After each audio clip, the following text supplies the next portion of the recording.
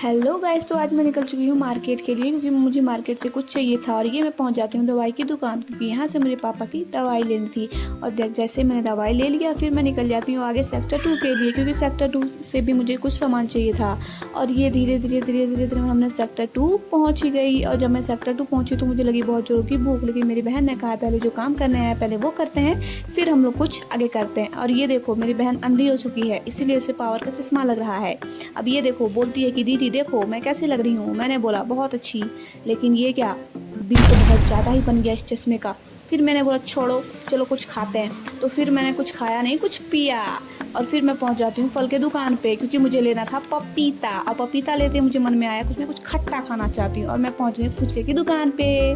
और मैंने फिर खाया फुचका। और फुचका खाते ही मेरी बहन को इतना बड़ा मिल गया कि वो बोल रही भैया ये क्या दे दिया, ये तो मेरे मुंह के अंदर जा ही नहीं रहा। और मैंने कहा था भैया मुझे तो छोटा ही बनाइयो।